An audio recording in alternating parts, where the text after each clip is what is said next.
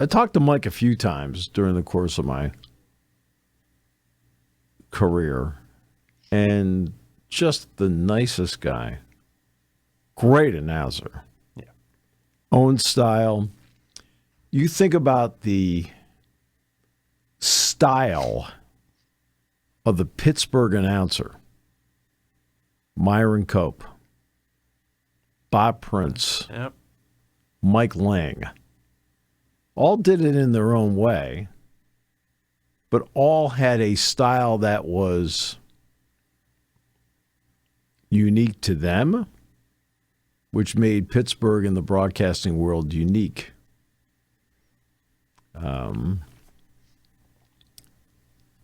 Mike always had his sayings after goals, at the end of games.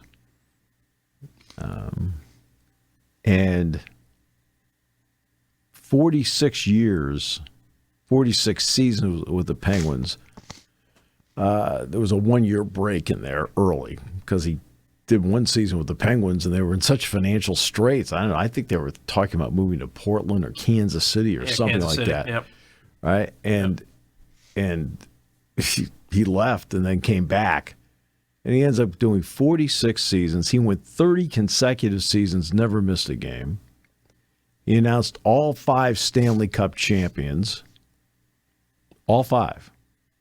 And the last 3 exclusively on radio in 9, 16, and 17. Yeah. And, yeah, Elvis has left the building. He just...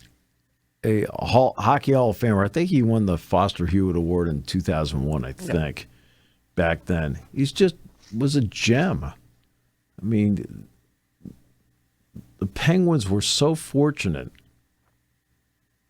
that they had this guy as their voice in bad days, in great days. I remember when they won their first Stanley Cup, and they beat the Chicago Blackhawks. And he's the guy I was happiest for. I mean, he was the guy I was happiest for because he had suffered through all those bad years when they just weren't good. And he kept delivering one great broadcast after another, regardless of what the final score was. And he just was a very, very special broadcaster. And it's a great loss for Pittsburgh. Look, Josh Getzoff has done a great job. Outstanding. Yeah, okay? Because at some point, somebody else has to take over. Okay? So, I mean, at some point, somebody else has to take over. You're not going to leave the spot vacant.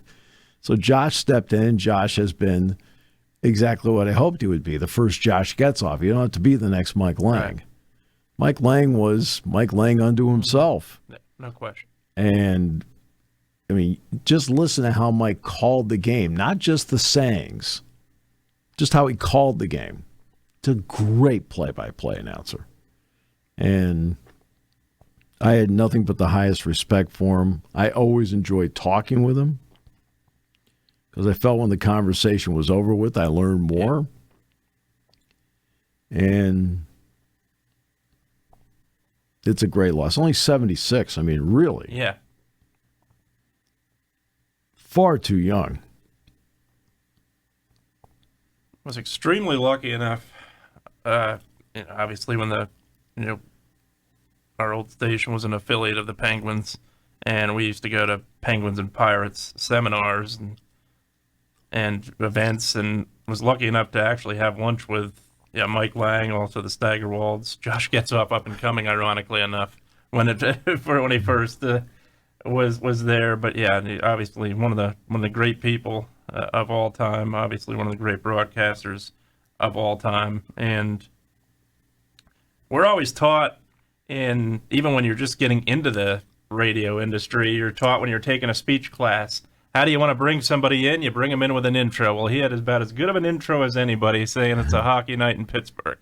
that doesn't bring you in, I don't know what does. Yeah. Yeah, that's really just where that's to me is it just got you going, and it was a lot of fun having the chance to obviously pick his brain. There's no doubt about that. Did that with him, who's no longer with us. Did that with Stan Savern a lot, who's no longer Stan. with us either. Well, Stan, I worked with Stan. Yeah, Stan was I worked incredible. with Stan. Yeah, another guy that we had the chance to know over the years. That's absolutely. Jack Ham really loved Stan. He was just really. And I told Jack, I said, when Nelson Goldberg decided I want to do something different with the pregame show, so he wanted to combine his TV and his radio to do a roundtable discussion with Joe. And I'm talking like, I mean, when I do the pregame show with James, I think the content lasts anywhere from 4.5 to maybe 6.5 minutes, 2 segments total. We sat there for 45 minutes with Joe on a Friday night here, or we do it at the hotel on the road. And Roger would engineer it, Roger Corey. And it was Gil Santos, John Grant, George Paterno, Stan Savern, and I. And Gil and John, I was always, especially John, but George and I already knew. The one guy I didn't know was Stan. And I knew Stan was a big-time guy from Pittsburgh, and I think I was kind of like, and look, I'm the young guy. Mm-hmm. Okay? You want to talk about the ultimate junior partner? That was me. All right? I mean, I'm sitting there in 1983. I'm 25 years old. I mean, most of my experience was making sure I sat there and shut up and listened because I knew I was around smarter people than me. And you know what? And the one guy I wasn't sure about was Stan because I just didn't know him.